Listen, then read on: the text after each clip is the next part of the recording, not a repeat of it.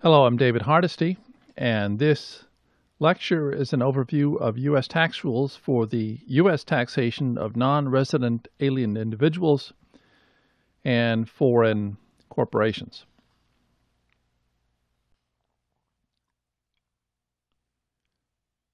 The objectives of this lecture are to understand the following.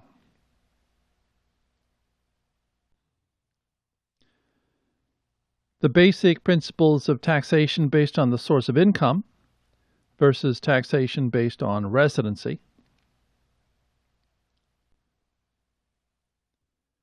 The basic U.S. scheme for taxing non-resident alien individuals and foreign corporations.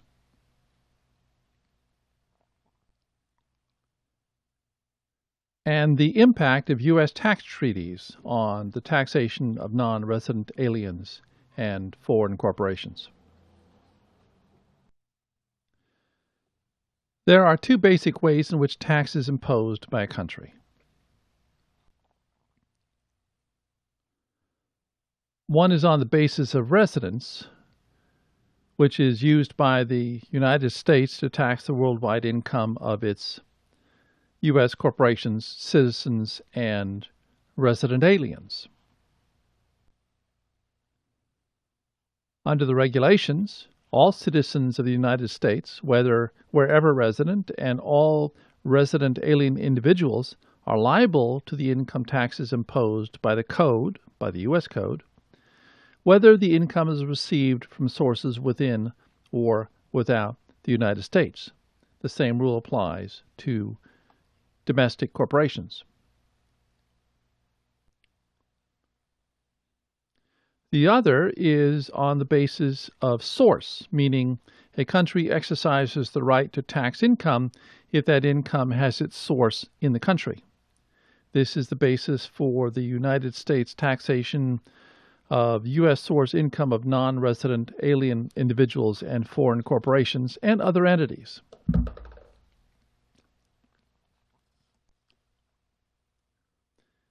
Here's an example of residence country taxation of worldwide income. Hidalgo is a Brazilian citizen living in the United States. He has a green card and is a permanent resident of the United States. As a U.S. resident, he is taxable on his worldwide income. This is the case even though he is a citizen of Brazil.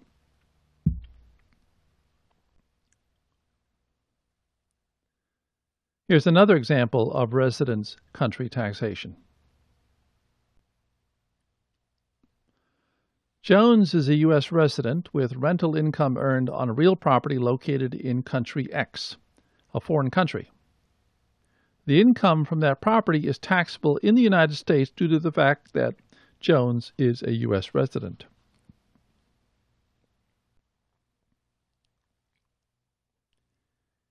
Here's an example of source country taxation. Rodrigo is a Spanish citizen and resident who has never been in the United States.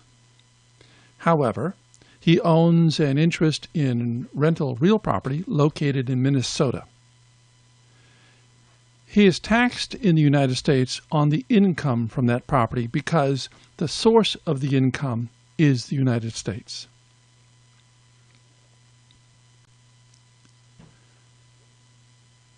Foreign persons are taxed in the United States on business income sourced in, that is, originating in, the United States. The following outlines taxation of such income under U.S. domestic tax law.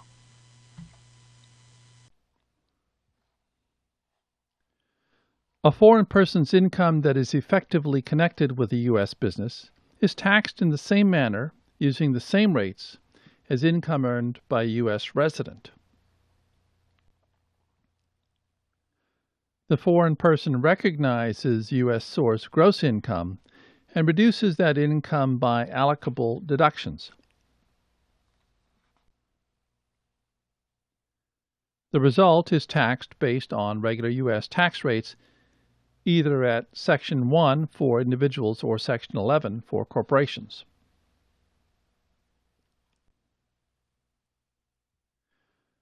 For foreign corporations doing business in the United States, an additional branch profits tax is imposed on any income of the company after paying income taxes that is not reinvested in the United States business operations.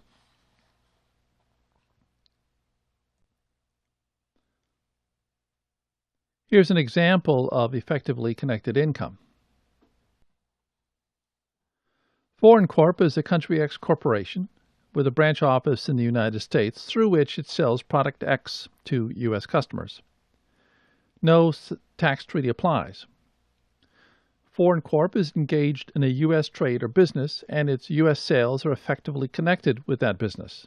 Accordingly, it files a U.S. tax return, Form 1120-F, to report the income from this business. Income from the business is determined in the regular way. The corporation reports gross receipts from U.S. sales and deducts related expenses. Net income is taxed at corporate tax rates applicable to U.S. corporations.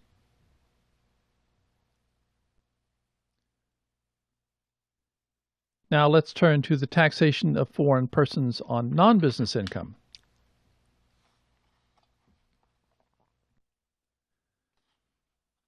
U.S. source income that is not effectively connected and which is interest, dividends, rents, royalties, and other fixed or determinable annual or periodic income, that is, non-business income, is taxed at a flat rate of 30% with no deductions allowed. Some non-business income is specifically exempt from tax. This includes, for example, some U.S. source interest income, and some capital gains.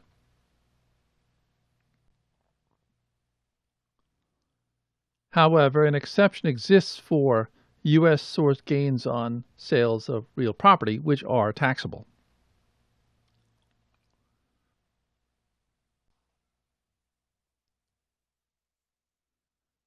Here's an example of the taxation of non-business income.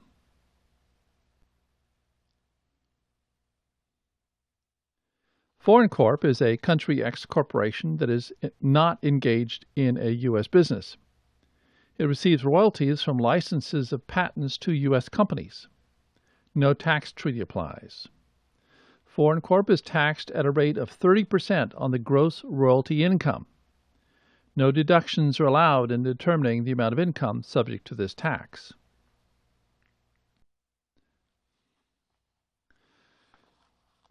Now, let's take a look at the effect of a tax treaty where a foreign person is resident of a foreign country with which the United States has a bilateral income tax treaty. Business income is taxed in the United States under a U.S. tax treaty only to the extent it is attributable to a permanent establishment in the United States. If there's no permanent establishment in the United States, then U.S. source business income is not taxable in the United States.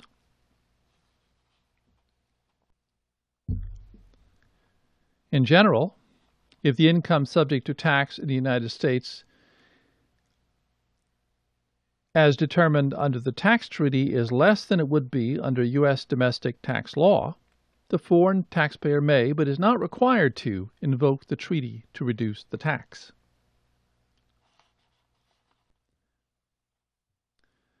A permanent establishment is a fixed place of business through which core business activities are carried out. A permanent establishment does not include fixed places of business that serve only auxiliary or ancillary roles in the business. These latter include, for example, warehouses used only to store merchandise.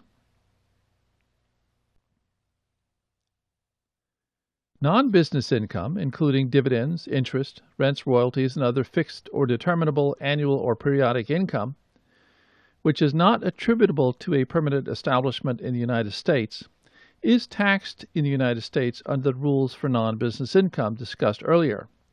However, a treaty may eliminate the income subject to tax or may reduce the tax rate.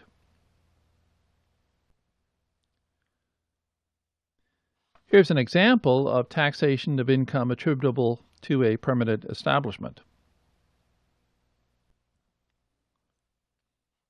For & Co. is a French corporation with a branch office in the United States that is considered a U.S. trade or business. In addition, the office is considered a permanent establishment. In this case, the amount of income attributable to the permanent establishment is less than the amount of income that is effectively connected. Accordingly, instead of being taxed on the business income that is effectively connected with the trade or business, For & Co. is taxed in the United States on the business income attributable to the branch office only. Here's an example of the effect of a treaty exemption on the taxation of non-business income.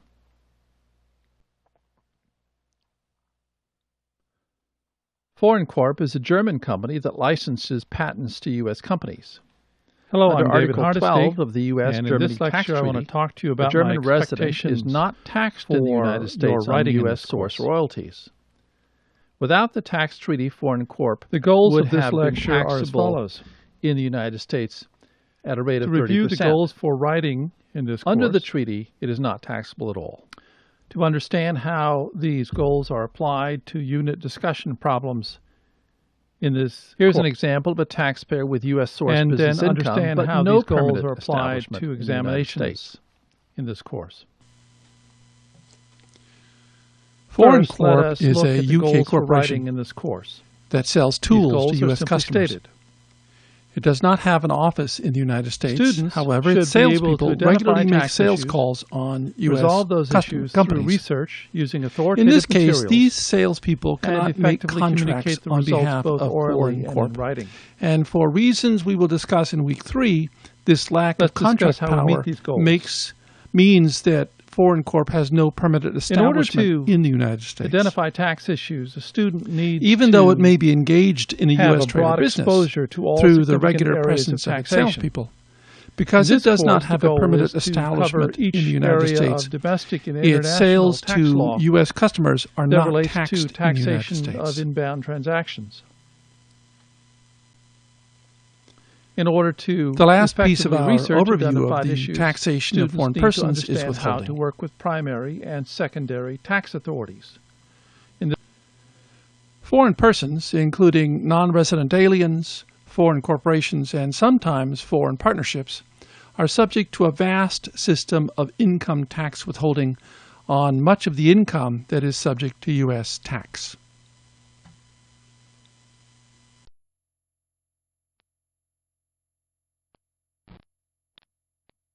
%30 withholding is required for payers of most non-business income, such as interest, dividends, rents, royalties, and other fixed or determinable annual or periodic income.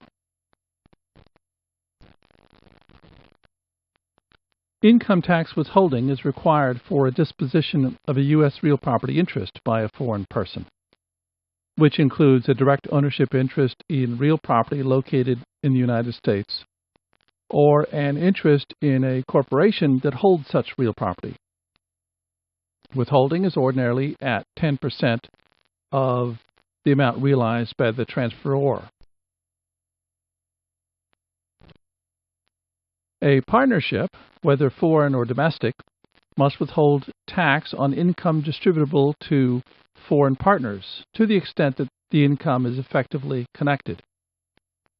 Tax is withheld at a rate of 35%. Moreover, under certain circumstances, a partnership may be required to withhold the 30% tax on non-business income distributable to foreign partners.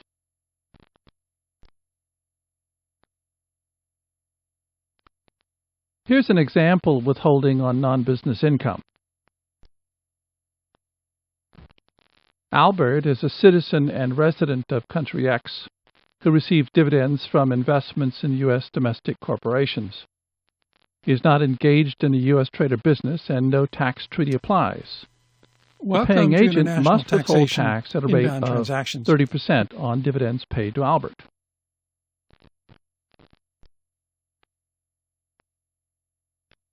Here's an example of withholding on the disposition of U.S. real property.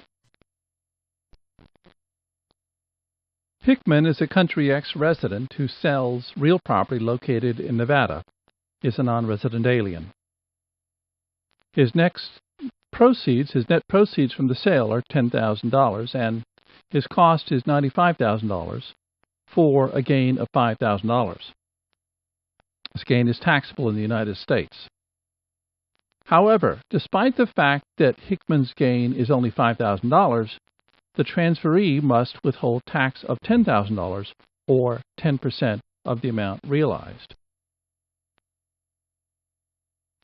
If instead of selling real property for $100,000, Hickman sold stock in a domestic corporation that was a U.S. real property interest under U.S. tax law, then the result would be the same. That is, the buyer would have to withhold $10,000 from the sale.